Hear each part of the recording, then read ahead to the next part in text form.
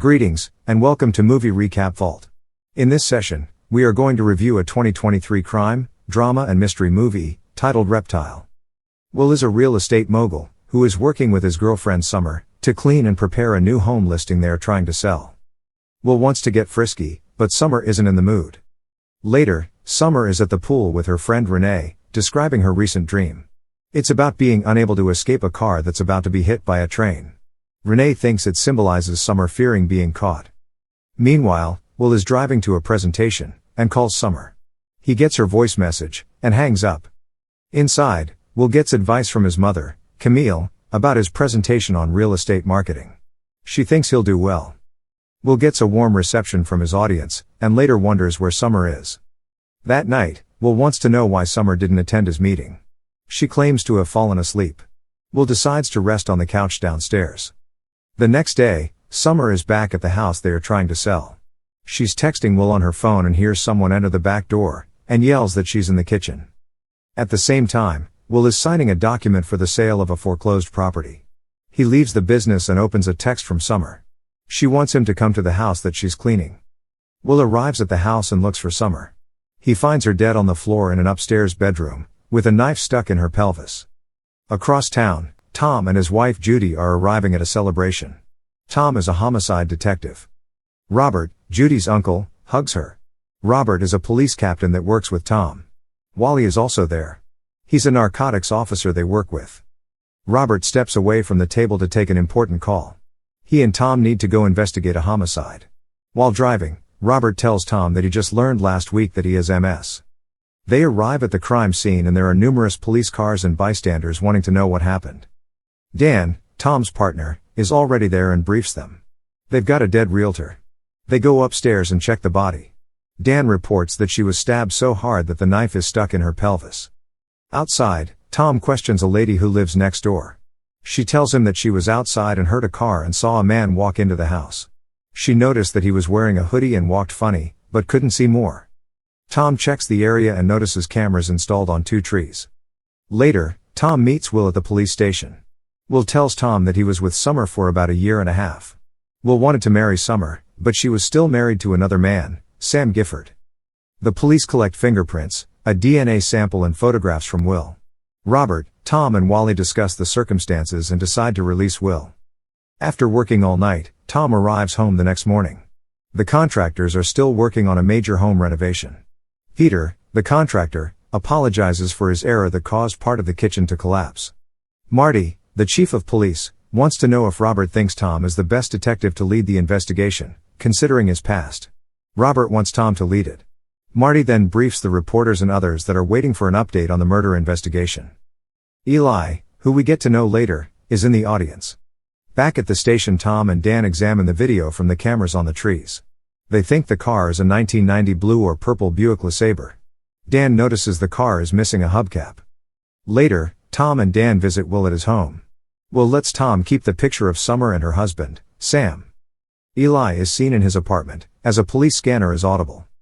Meanwhile, Tom and Dan show Renee a picture of Sam and she tells them she doesn't know him. Later, Tom and Dan visit Sam's house. They tell him that Summer was stabbed and is dead. He tells them that he was alone fishing on the day they said Summer was killed. He doesn't want to talk and tells them they're done, and closes the door. That night at a dance hall, Wally gives each of the people at his table a key ring with the logo of his side job's logo on it. His company is called Active Duty Security Consulting. The next day, Tom shares a report of Summer's sales with Dan. Apparently, Summer sold 6 houses and didn't get any commissions. That night, Eli tries to get into Camille's home and Will won't let him. The next day, Dan tells Tom that Summer's phone pinged in a town about 45 minutes away, the night before she was killed. Tom remembers that Summer sold a property there 14 months ago, but wonders why she would go back. Tom drives to the property and discovers it's a rural church. He goes inside and sees the same type of paint that was on Summer's wrist. The church's caretaker tells Tom the church members volunteer to paint it. He doesn't recognize the picture of Summer, Sam or the Buick. Will approaches Tom in his car outside of the church after the funeral service for Summer. Will tells Tom about Eli trying to get in his mother's house a few nights prior. He tells him Will's father bought the family farm from Eli's father years ago, and shortly after that Eli's father committed suicide. He thinks Eli blames his family. Tom tells him he can't do anything about Eli. Later, a police officer gives Tom the phone records for Summer's last 3 months. She tells him that the FBI confirms Summer called them, concerned about narcotics activity, and that they gave her the DEA's number. The DEA claims she never called them. Tom and Dan visit Eli. They ask him about Will and being at the house where Summer was killed. Eli thinks Will killed Summer, and he and his family are crooks.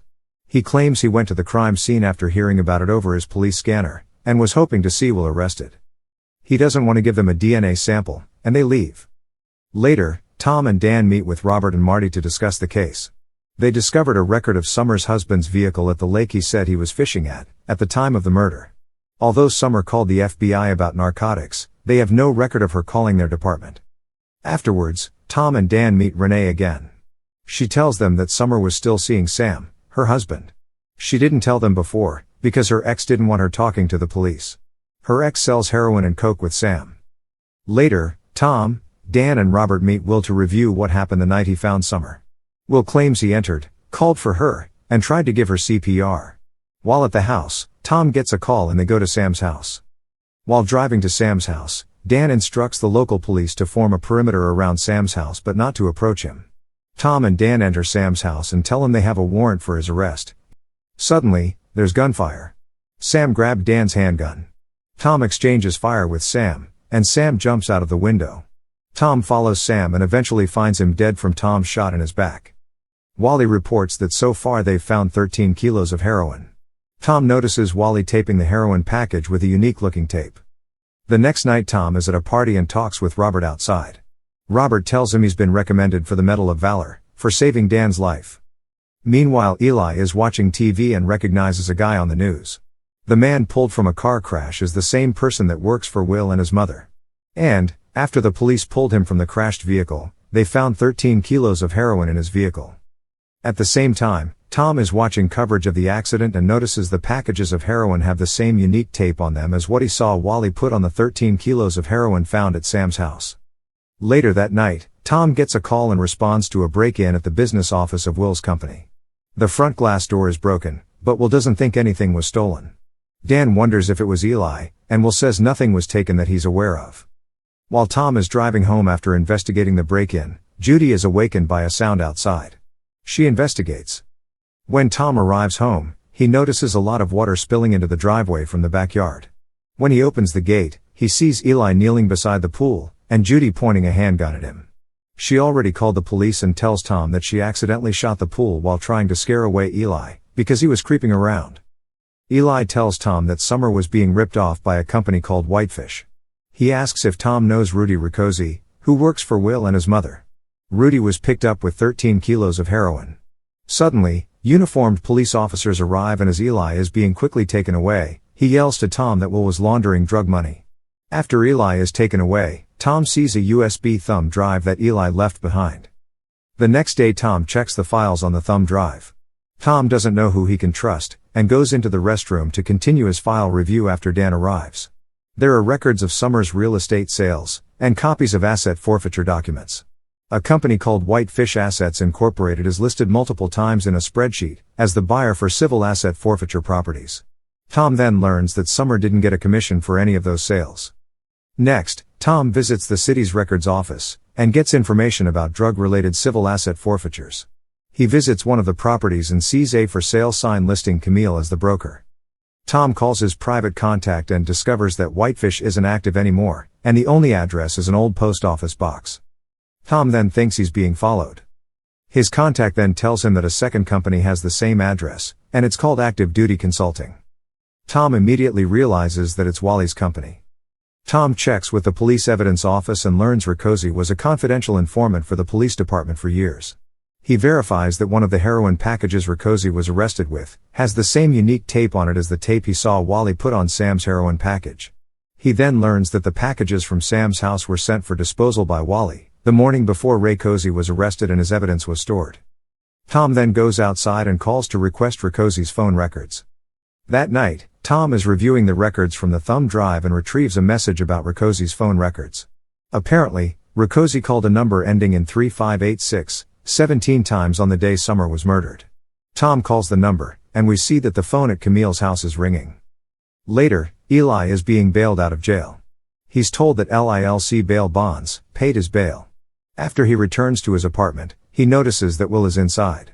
He then realizes someone is behind him, but the person isn't visible. The next day, Tom is in the police station's lunchroom and Wally sits down. He subtly suggests that Tom should keep his mouth shut about Wally's illegal drug activities. Later, Tom goes to Eli's apartment. Eli isn't inside, so Tom leaves. Outside, he gets another call about Riccosi's phone records. The 3586 number he called 17 times belongs to a property trust, listed under W6.